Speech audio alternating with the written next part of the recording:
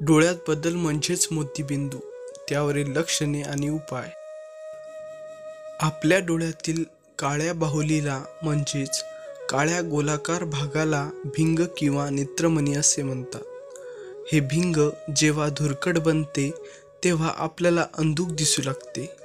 हा अंधुकपणा हळूहळू वाढत जातो आणि रुग्णाला अधिकाधिक अस्पष्ट दिसू लागते. जसजशी या भिंगाची पारदर्शकता कमी होत जाते, रुग्णाला कमी दिसू लागते. यालाच मोतीबिंदू असे म्हणतात. मोतीबिंदू झालेल्या व्यक्तीला वाहन चालवताना, वाचन करताना तसेच लोकांना ओळखताना अडचणी येतात. त्यांच्या दैनंदिन जीवनावर याचा विपरीत परिणाम होतो. मोतीबिंदू झालेली वृद्ध व्यक्ती चालताना कुठेही पडण्याचा धोका वाढतो. मोतीबिंदूचा इलाज वेळीच न केल्यास दोन्ही डोळ्यांना मोतीबिंदू होऊ शकतो. मोतीबिंदूची लक्षणे: 1. अस्पष्ट दिसू लागते. 2. तीव्र प्रकाशामुळे डोळे दुखू लागतात, प्रकाश जास्तच प्रखर वाटतो. 3. रात्रीच्या वेळी प्रकाशाभोवती वलये दिसतात. 4. एका डोळ्याने दुहेरी दिसू लागते. 5. रात्रीच्या वेळी स्पष्ट दिसत नाही. 6. रंग फिकट दिसतात. 7. डोळ्यांच्या बाहुल्या धुरकट किंवा सफेद दिसू लागतात. 8. चष्म्याचा नंबर सतत बदलतो. मोतीबिंदू होण्याची कारणे: 1. बरीच वर्ष कामानिमित्ताने किंवा इतर कारणाने सतत प्रखर प्रकाशाला सामोरे जाणे. 2. मधुमेह, दमा या आजारात स्टेरॉइड घेणे. 3. मोतीबिंदू जन्मत देखील असू शकतो. 4. ग्लुकोमा म्हणजेच काचबिंदू झाल्यास मोतीबिंदू देखील होऊ शकतो. 5.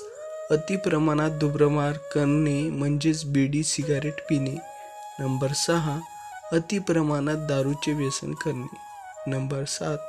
अति उष्ण ठिकाणी काम केल्याने देखील मोतीबिंदू होऊ शकतो. 8. विशिष्ट औषधाचे दीर्घकाळ सेवन केल्याने देखील मोतीबिंदू होतो. मोतीबिंदू होऊ नये यासाठी काय करावे? 1. शक्यतो वयाच्या 50 नंतर मोतीबिंदू होण्याची शक्यता वाढते. म्हणूनच वयाच्या 50 नंतर डोळ्याच्या डॉक्टरांकडून डोळ्याची नियमित तपासणी करून घ्यावी. 2. डॉक्टरांच्या सल्ल्याशिवाय मेडिकलमधून आय ड्रॉप्स घेऊन ते वापरू नयेत. 3. आहारात हिरव्या पालेभाज्या, फळे असा अँटीऑक्सिडंट युक्त आहार घ्यावा. 4. आहारात पालक, गाजर, संत्री, सफरचंद, टोमॅटो, डाळिंब अशा व्हिटॅमिन ए, व्हिटॅमिन सी आणि बीटा कॅरोटीन युक्त पदार्थांचा समावेश करावा. 5.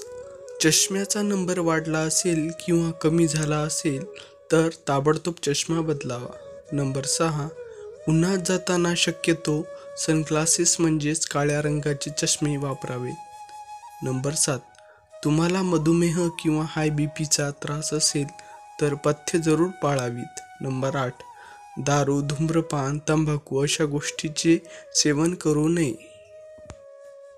मित्रांनो, ही माहिती तुम्हाला कशी वाटली प्लीज कमेंट करून सांगा आणि आमच्या मराठी सोशल स्पीच या चॅनलला लाईक करा, शेअर करा आणि सबस्क्राईब करायला विसरू नका.